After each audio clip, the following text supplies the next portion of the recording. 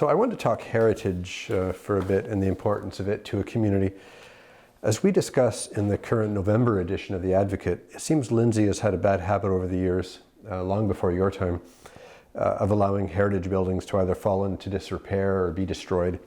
The post office, built in 1888 on Kent Street West, commonly known as Lindsay's Big Ben, it was torn down in '62 to build the Dominion grocery store. Now it's a dollar store. Or 2 Glenelg West, that's the former home of Sir Sam Hughes. It was allowed to be demolished about 20 years ago or so. So I guess what you're thinking about heritage homes and heritage as an economic driver.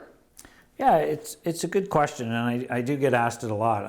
Obviously, those examples you mentioned are a shame. Heritage is part of who we are as a community, and anytime you lose that, I'm a big fan of who we are, where are we going, but to me, our community is about both. It doesn't matter where we're going if we don't know where we came from. And some of these buildings are really where we came from and the history of why Lindsay's here and such. So, I can't change what happened, obviously. It's a shame that it did happen.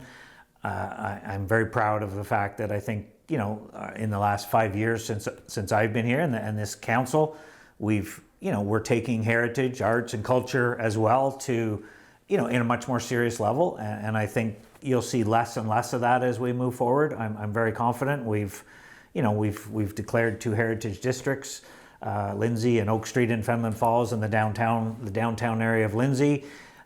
We've hired a heritage officer. We've separated it off from arts, culture, and heritage, and hired another economic development person to help steer us through that process.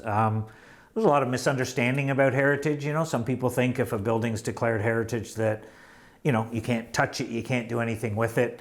It's not the case. It's not about stopping development. It's about shaping development on some of these old structures, right? Work can still be done. We can still move forward and grow as a community. So it's just finding that balance, and it's as much education as it is making specific decisions about, dedicating or putting a structure on a list as a heritage building.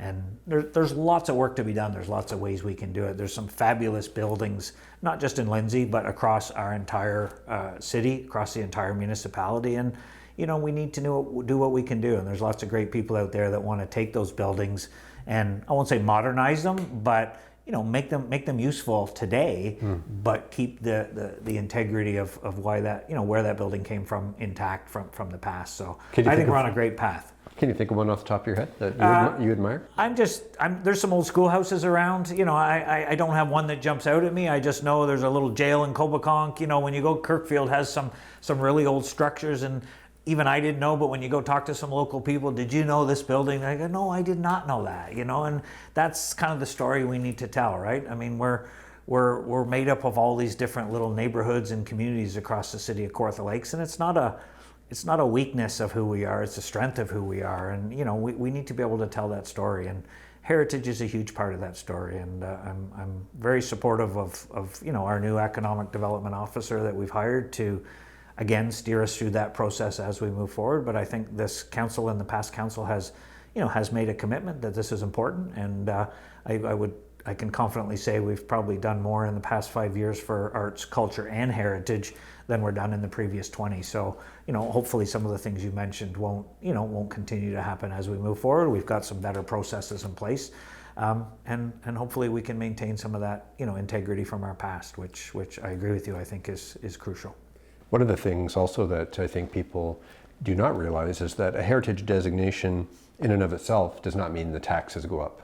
No. On the building. No, absolutely not. And there's benefits to a heritage designation. It's not just about, here's an old house that has some history in the city, freeze it, don't do anything to it. I mean, we've got our $1 Million Makeover program, which we've got a whole heritage section. So you can apply under a heritage designation to do work on your heritage property in our $1 Million Makeover. So we're not only targeting that, we're committing funds, to help bring back some of these structures.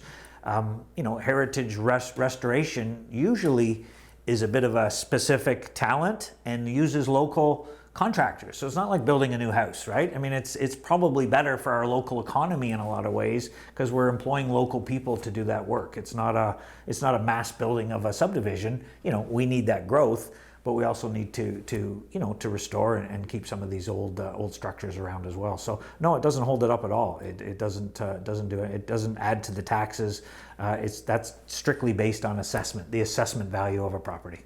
And in terms of economic drivers, we could certainly take that further, extend it further in thinking about using it as a tourism magnet and so on for significant homes. Sure.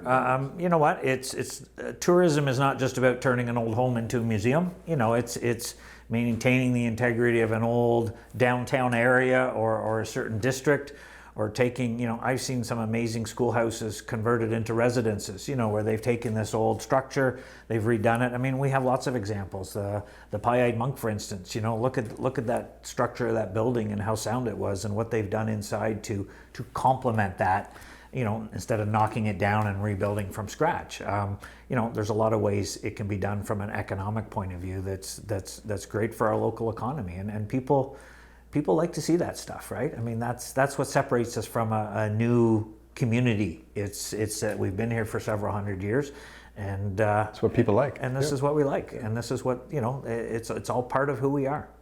Number 3, St. David, isn't exactly a heritage home, but it's one of 2 properties on the so-called Purdy Tract, granted to William Purdy in 1829. So I know the owner of those 2 houses wants to put up a 4-story condo unit, but many are concerned because the heritage and history of the east side of the river is also worth preserving, and this localized geographic area has some real significance. So not the homes in this case, but the land has some significance. Yeah, you know, there's a lot of areas in our city that have significance for, you know, things that happened over the years, and it just goes back to, you know, there's a process for heritage designation, and there's a process for our committee, what they look at when they're going to designate properties. You know, the owners of those buildings or those houses aren't doing the condo development. It's a developer has come along and proposed it to them. They're looking to sell. They're not in favor of any kind of a heritage designation. They, you know, I know those came to council, you know, looking at some kind of a designation, but you know, the general consensus was with most of us was, you know, we have to be careful. We have to balance heritage with, we don't want to use heritage in the wrong way. Heritage needs to be done for the right reasons. And if it's a heritage structure, I'm all for it. If we're using the heritage to try to hold up a development for other reasons, then it's not going to happen. And our council made that decision at the time.